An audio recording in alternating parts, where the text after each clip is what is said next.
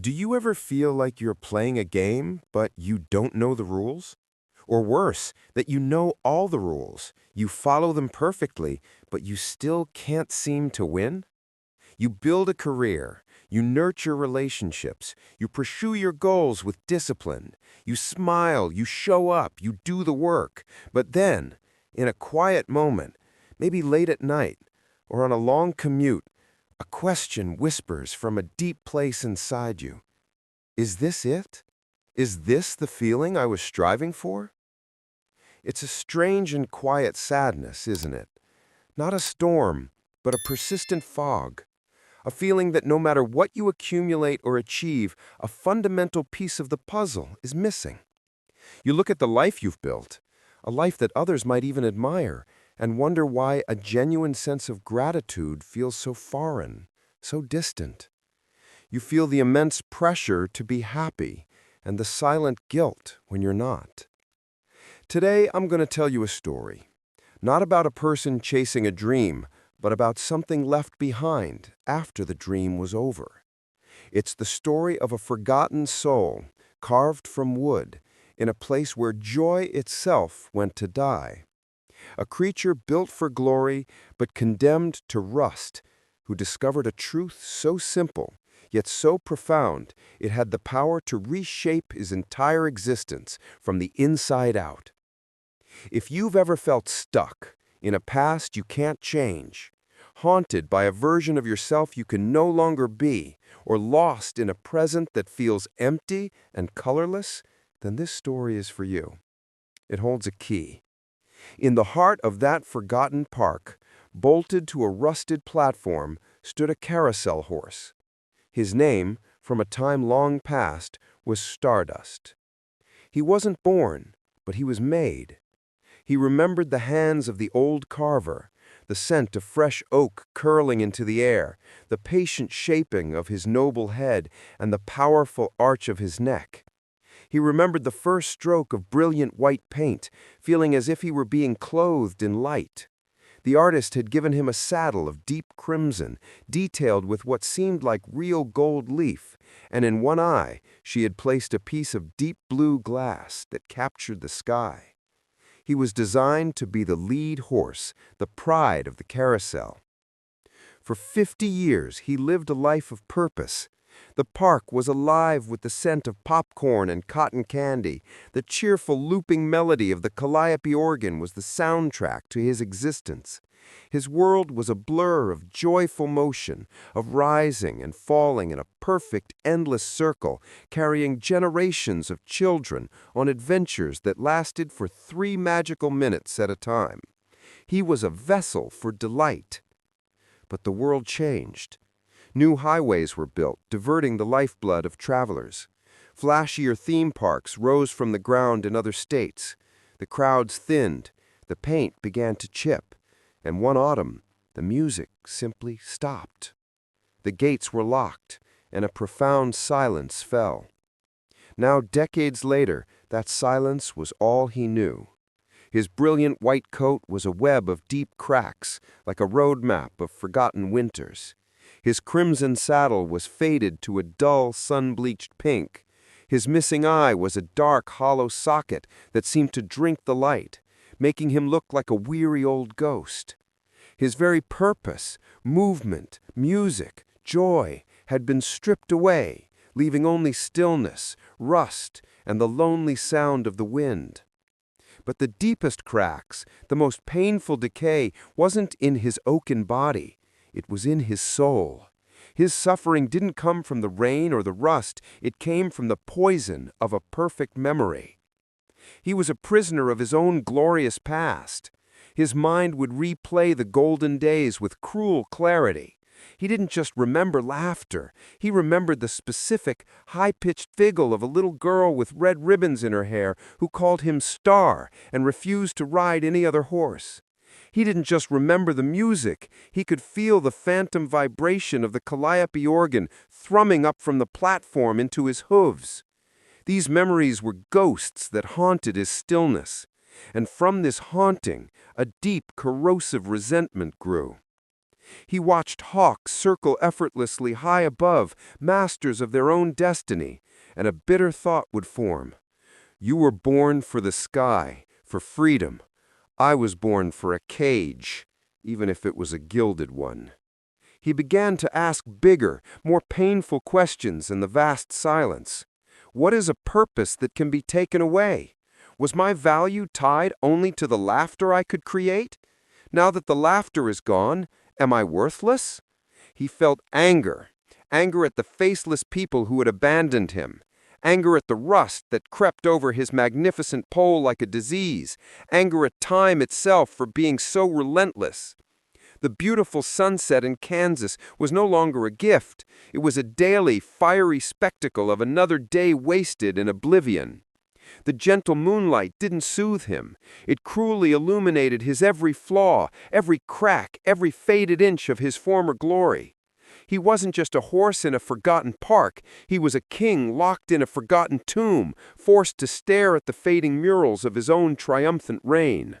Then one day, after years of solitude, the silence was broken. They didn't come for the memories.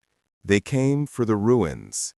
They walked past him, their phones held up like shields, capturing the decay for a fleeting moment of online amusement, their laughter echoing strangely in the empty space. The girl stops, looking at Stardust with fleeting curiosity. Whoa, look at this old horse. Kinda creepy, kinda cool. Perfect for a vintage filter. The boy approaches, skeptical. He taps his knuckles on Stardust's wood. The sound is hollow, dead. It is the sound of age and neglect. It's just junk. Bet it's completely rotten. Nothing but a piece of old wood. Junk. The word wasn't just spoken. It landed.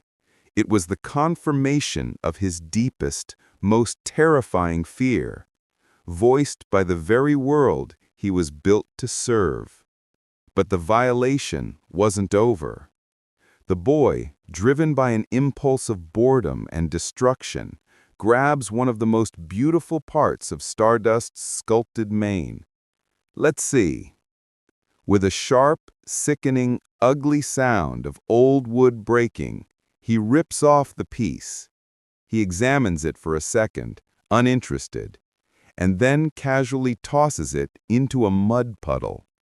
The teenagers laugh and walk away, their voices and presence disappearing as quickly as they arrived. Silence returned, but it was a different kind of silence now. It was heavier, colder. Stardust looked at the piece of himself, a part of his identity, of his beauty, fallen, broken, and despised in the mud. That act wasn't just physical damage. It was the final annihilation of his hope. The resentment vanished, the anger faded, the sadness evaporated. All that remained was a cold, vast emptiness. For the first time, he didn't wish for the past to return. He simply wished for the end of all consciousness. The end. Night fell, a thick, starless blanket of darkness. And in that complete and total void, where Stardust had finally surrendered to his desire for nothingness, a new light appeared. It wasn't the moon. It was too small. It wasn't a star. It was too close. It was a single, tiny firefly, pulsing with a soft green-gold light. It seemed to wander through the heavy air, a spark of defiant life in a world of death, before drifting down.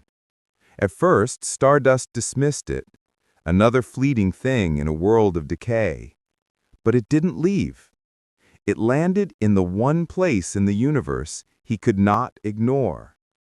It settled right on the jagged, raw edge of the wood where his mane had been broken.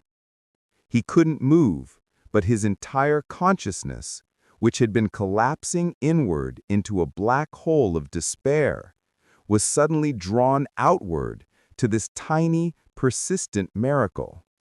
The firefly pulsed its light, a warm, living heartbeat against his dead, violated wood. It offered no words, no grand wisdom. It simply offered its light, right there in the very center of his deepest wound. And in its silent, glowing presence, a question seemed to form in the heavy night air, a question that was not made of words, but of light. Is this wound, this darkness, truly all that you are? More fireflies came, and in their collective light, the message became clearer. It was not a command, but an invitation, a simple, yet impossibly difficult instruction for a mind so steeped in resentment. The tool was this: each time a ghost of the past rises up to cause you pain, the memory of the music, the feeling of admiration, the echo of a child's laughter, you must not fight it. You must not drown in it. You must simply turn your attention, with all your will, to one thing, one small real thing in the present moment. A challenge rose from the depths of his bitterness. A distraction? His old self scoffed. You want me to heal a broken purpose by staring at a weed? The tool seemed absurdly, insultingly small for the colossal size of his wound. How could noticing a single blade of grass outweigh 50 years of glorious memory? How could the chirp of a cricket silence the roaring ghost of a calliope? The fireflies offered no argument. They just continued to glow. The challenge was not to believe the tool would work, but to simply be willing to try. And then, as the first hint of gray dawn touched the horizon, they departed as they came, leaving him alone in the growing light, alone with his wound, his bitterness, and now a single, tiny choice. And so, with nothing left to lose, he began.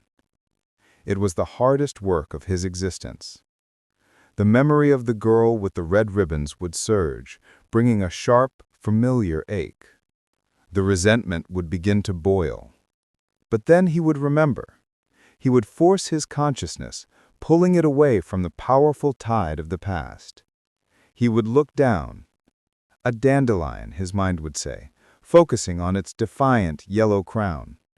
For a moment, he would fail, the memory pulling him back. He tried again. He noticed the serrated edges of a single leaf. He held his focus there for 3 seconds. The memory's power didn't vanish, but its sharp edges softened just slightly. It was a battle fought every minute. The ghost of the calliope music would scream in his mind, making the silence unbearable. He would fight back, not with anger, but with focus. He would listen to the wind, not as a sad song, but as a physical presence. The wind, he'd think, noticing how it made the tall grass hiss, how it carried the scent of dust and distant rain. Day after day, he practiced this strange new discipline. He became an observer. Slowly, imperceptibly at first, the mechanical act of noticing began to transform into a genuine act of seeing. The dandelion was no longer just a distraction. He saw its tenacity, its fierce will to push through cracked earth to find the sun. He saw it as a fellow survivor. The rust on his pole was no longer a sign of decay. It was a slow, intricate painting created by time and rain, with 100 shades of orange and brown. He started noticing the tireless spider that rebuilt its web in the same spot on his saddle every single morning, a quiet testament to resilience. His world was still a silent, forgotten park, but his experience of it had fundamentally changed. The heavy anchor of resentment had been replaced by a quiet, steady curiosity. He had stopped fighting the stillness and for the first time had begun to find a strange, profound peace within it. He didn't know how long he existed in this state of quiet acceptance. The seasons turned, each a new lesson in observation. And then, one day, someone else arrived. She was not like the teenagers. Her eyes were not searching for ruins to mock, but for stories to understand. She was an artist. She circled the carousel, her eyes taking in the silent majesty of its decay. And then her gaze locked onto stardust. She stopped. A slow, genuine smile of discovery spread across her face. She walked closer, not with pity, but with a palpable sense of awe. She ran a hand gently over his faded paint, her fingers tracing the network of cracks, as if reading a map. She spoke softly, more to herself than to him. "Look at the character, the history. You were so loved." Then she sat down on the grass, opened her sketchbook, and began to draw. And as Stardust watched her, a profound, lightning bolt realization washed over him. She didn't need him to move. She didn't need him to be new or perfect. His stillness, the very thing he had considered a curse, was the source of her inspiration. His scars, which he saw as symbols of his shame, she saw as lines of character and beauty. His purpose hadn't been lost. It had been waiting for a new definition. His job was no longer to create a few moments of frantic joy for the young, but to inspire a deep, quiet wonder in those who took the time to truly see. He wasn't a forgotten ride. He was a guardian of memory, a testament to survival, a teacher of stillness. He had learned the lesson of the dandelion and the spider, and now his very existence was that lesson for someone else. And as he watched her capture his essence on paper, seeing himself finally through her eyes, he felt a feeling he thought was lost to him forever. He felt proud. The story of Stardust isn't really about a carousel horse in Kansas, is it? It's about the silent parks we all carry within us, the places where our past glories and old identities are kept, places we refuse to leave. He couldn't change the fact that the park had closed, but he discovered he could change the one thing that truly mattered: his focus. How many of us live our lives bolted to a past we can't release? We poison our present moment by comparing it to a memory of what was or a fantasy of what should be. We wait for the world outside to change so we can finally feel grateful, finally be happy. But the horse teaches us the most powerful lesson there is. The world doesn't have to change for you to find peace. You don't need a new life. You need a new way of seeing the one you have. This is the truth behind the words, "Being happy is your decision." It is the difficult, moment-by-moment decision to practice. It is the choice, in a moment of anger or sadness, to pull your focus away from the storm in your mind and place it on one small, real thing. The warmth of the air, the intricate pattern of wood grain on your desk, the simple, miraculous rhythm of your own breath. Gratitude is not a passive feeling you wait for like a sunny day. It is the tool you use to navigate the storm. It is the practice that transforms sadness into peace, resentment into acceptance, and a feeling of worthlessness into a quiet, profound sense of purpose. Your scars, your history, your imperfections, they are not signs of decay. They are the lines of character that tell the brave story of your survival. They are the source of your unique, unrepeatable beauty. If this story resonated with you, please click the like button and share it with someone who might need to hear this message. and subscribe for more stories that help us navigate our shared human journey. Thank you for watching.